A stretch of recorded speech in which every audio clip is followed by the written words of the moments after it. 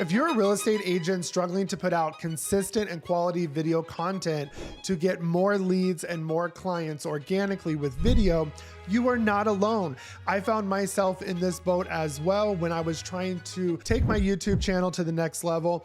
And that's why I've done this video series to show you exactly how I get 3 or more videos out a week across all of my platforms. So what I'm gonna show you in today's video is the exact recording software that I use so I can literally turn my camera on, plug in my microphone, click record, and upload my files to either edit or have my video editor do. So if you want to learn this simple, easy to use process so you can get out more videos each week and grow your client base, keep watching. Hey everybody, it's me, Jacob Shireman, your real estate marketing expert. I have over 17 years of marketing experience specializing in web design and SEO, and I take that experience to help you grow your real estate business. So if you'd like to see more content like this, subscribe to my channel, give this video a like, hit that notification bell so you're notified every time I release new content.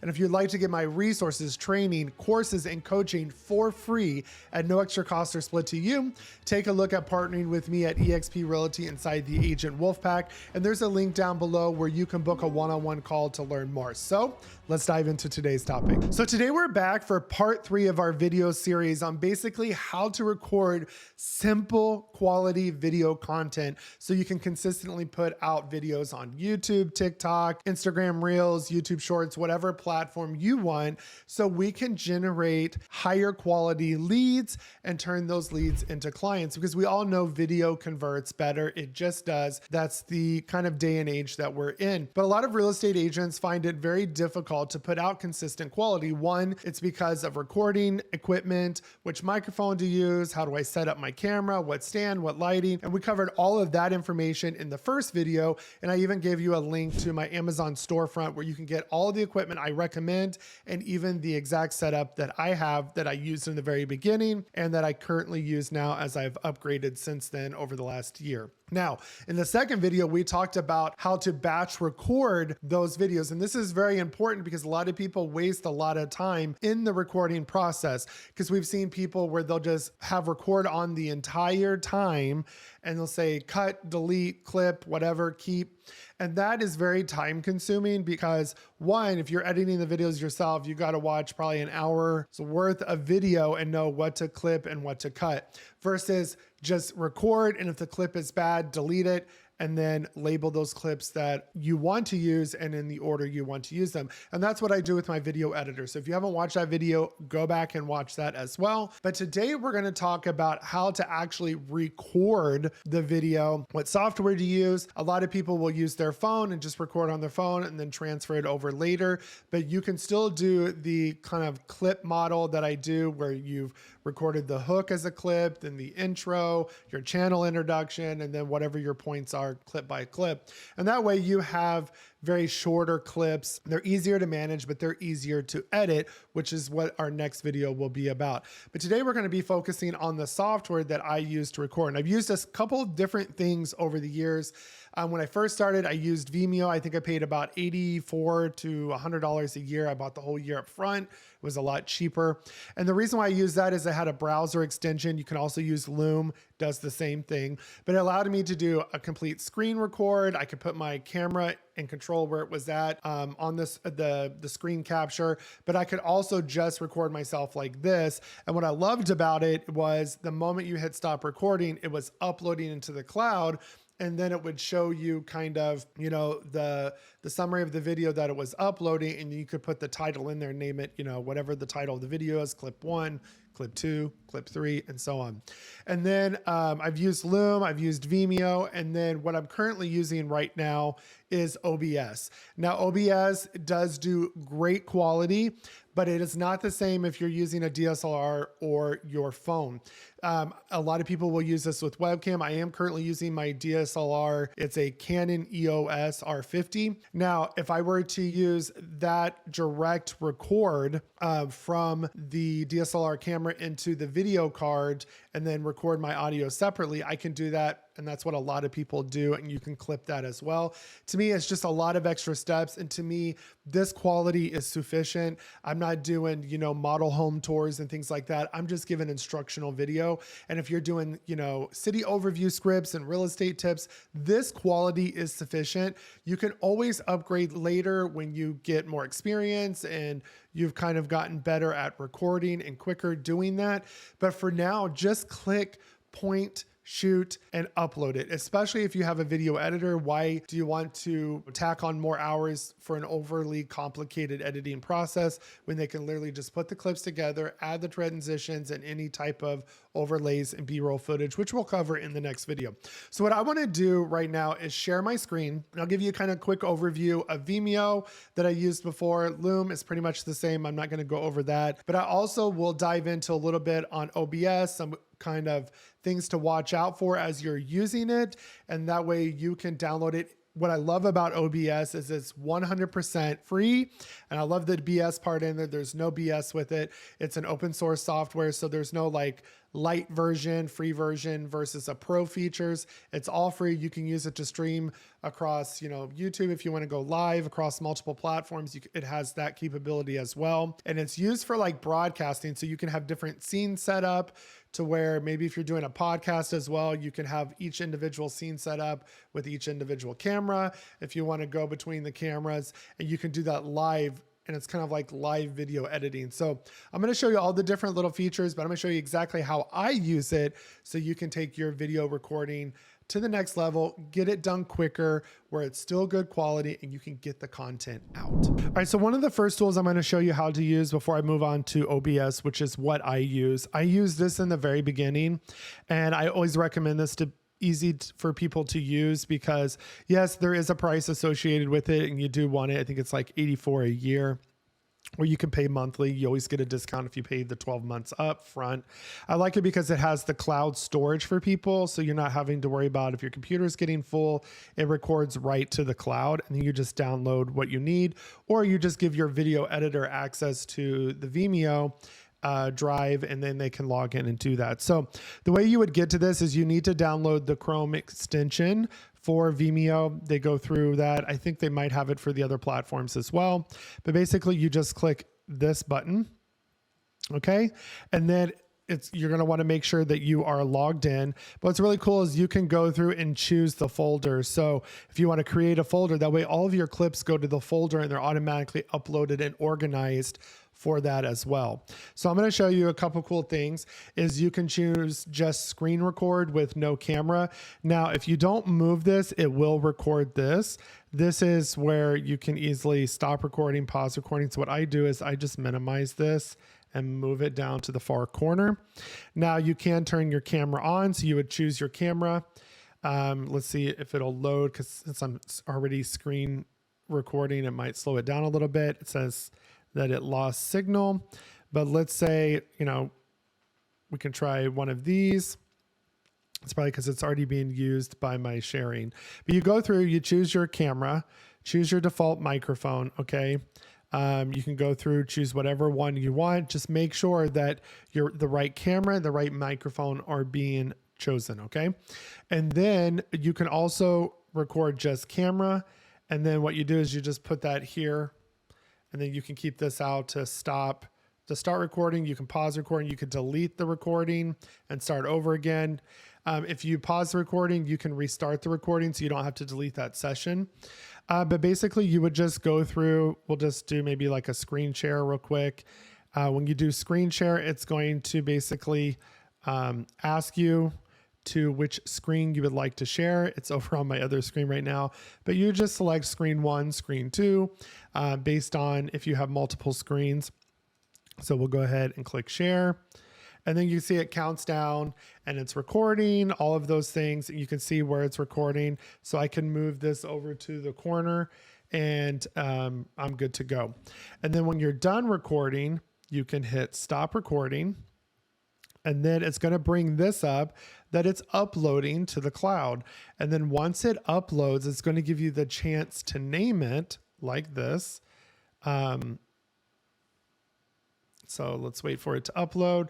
And now you can add a title, do whatever you want, and then you're ready to go. And then you go back and record your next clip. And this is great because you can quickly title it, or you can just delete it if you want as well. So it says if you want to give it another try, maybe you realize you made a mistake, you just do retake.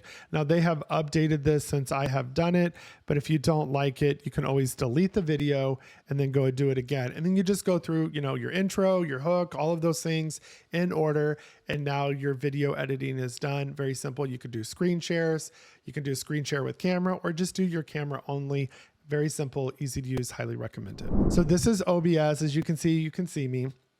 One of the first things that you're going to want to do is add all of your sources. So you're going to see a little delay because I'm screen recording with another screen recording program. So I can show you this. So you can see all my different sources here. You can see the Canon camera. You can see I have a second. You can see one of my screens. Here's my other screen that I'm recording with, Vimeo. You can see my webcam here. So whatever, you know, this was a sample that I was playing with. So let me go ahead and remove that. So one of the things you want to do is think about your scene. So you would add a scene and then think about the recording equipment. So you probably just need your webcam, your microphone. And then if you're ever going to share screens, then you could add those as well. So you would just come down here and then choose what you're going to add. So display capture would be your screen. So you would name those. And then you would choose your display down here. Okay. So that's how you would add one of your screens. Let me go ahead and delete that. If you're going to add a camera, then you need to add your video capture device. So as you see here, I have my webcam, I have my DSLR. So whatever your cameras are, you want to name them, so you're going to know what camera it is. And then from here, you will select the camera type. So the device. So here's these webcam utility, you know, and Pro are my Canon. This is my laptop's built-in camera, which is not very good. And then this is my webcam. So whatever camera you're using, select it, label it, and that's how you're going to use that to record. Okay. Now let's go over some quick settings. You can come over here to go to file settings that you need to have. There's some really good videos out there on how to get the best output settings. So I'll leave you to those and I'll try to link a few that are good. I always come down here. I tell it to automatically check for updates. I like the Yammy theme. You can choose whatever theme you want. Output show. I don't really have anything for there. I do like the snap sources to other screens and edges, so I enable that. I like it to be in the system tray. These are usually kind of default. I like the studio mode. And I think that was pretty much all of the sources that I did on the general tab. And then if you go to output, I go to recording. I do the advanced mode, so you would have to drop that down. Type standard, this is where it's going to save. So whatever you want to do there. And then I always do the recording format to this because I have it automatically output it. And the reason why is if something happens in the middle of the recording, if you have it automatically go to like MP4, there's no going back to re-export again. So if in the encoding process, I know that's confusing, but if in the encoding process, there's some type of, you know, damaged file or, you know, whatever, you cannot do it again. But if you have the Matroska video file, you can have it re-encode again from that recording. So I just like to have it as a backup. Video encoder, I do whatever your computer is for the H.264. There's the audio, one audio track. I don't have to rescale my output. If you don't have the 1920 by 1080 option, then I'll put the video where you can rescale to output. Rate control is what I use is the CQP 16 target usage. I try to do the best quality, profile high, keyframe, latency normal, all of that. And then this is what I use for the audio. I'll scroll down so you can see it. I didn't really mess with these, the video, obviously this is my canvas. I want to do 1920 by 1080. Output resolution 1920 by 1080. And then I did 30 frames per second. If you're doing a lot of slow-mo video, that's when you want to go higher to like 60, but for standard recording, 30 is good. And then advanced. Let's see if there's anything I changed on advanced. This is the formatting that it will do. It kind of does the date, the hours, minute, and seconds of the recording. And then I have this checked. Automatically remux to an MP4. And this is important so you don't have to go remux your videos and encode them. It automatically does as soon as you hit stop recording. Okay, so those are my settings. Now to record simply, let's say I was going to share my screen. So I want to enable screen sharing. And let's say I was also going to include video. So whatever the layering is, if I wanted, this to be up, you can do that. If you want to hide it, you just turn it off. But let's say that I wanted my video to be down in the corner. I can resize any of these screens. I can zoom in. Maybe I just want to crop me out like this. You can do whatever you want for these. So you can come over here, resize them. This is why I like that little clip to layer. But if I wanted to keep myself in the video, I could do this as well. Okay. Now, if I wanted just myself, I would make sure that that is the only thing recording. And then your mic auxiliary, you can choose your mic by coming down here and going to properties and then just choosing the right microphone. So if I use the Focusrite with a regular mic like you see in the screen, I would use this one here and select OK. And then now here's my video as well. And then when you're ready to record, you've got your scene set up, everything is good to record. You just hit start recording and it's going to record a video like this. And then when you're done with the video, let's say maybe you messed up or you had a great clip, you hit stop recording. Okay. And see, it automatically remuxed the recording. So when that goes away, that means it encoded. I come up here to show recordings. Okay. And then you can see as I'm recording this video right now, it goes to the folder. And so what I do is I immediately come name this. Let's say I wanted to name this, clip 4B. And then I'm done, right? So, or let's say it was a bad one. I can come in here and just delete it. Okay. And then this is all of the recordings that I am doing for this session. Okay. So you can see here's my hook. Here's the introduction to my channel. Here is my intro. Here's the screen share that you just saw previous to this. And then here is my outro or my, conclusion. So you can record like that and quickly rename them and then come back and click start recording to record clip 2. And this is how I record and I'm able to get through it so fast. So this is a basic overview of OBS. There are so many YouTube tutorials out there, so I highly recommend you watch some.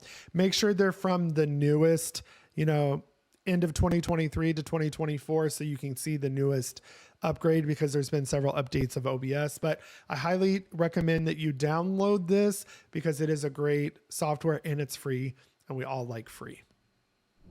All right, so I hope you found that content helpful. It's my goal in every video to give you something that you can walk away with today to help grow and take your real estate business to the next level.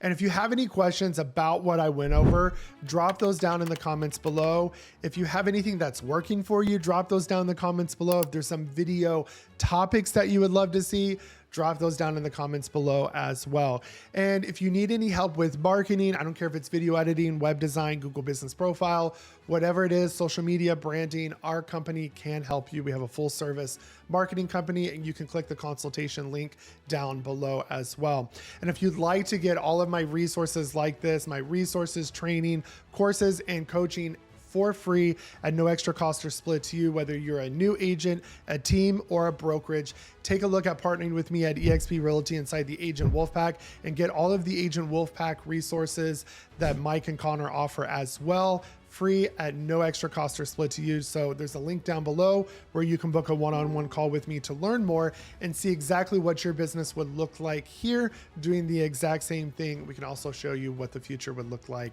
as well. So book that call with me to learn more. It's not a pushy sales call. I just show you the facts and let you make a logical decision. And if you want to keep seeing more content like this, you know exactly what to do. Go ahead and subscribe to my channel, give this video a like, hit that notification bell, and I will see you guys in the next video.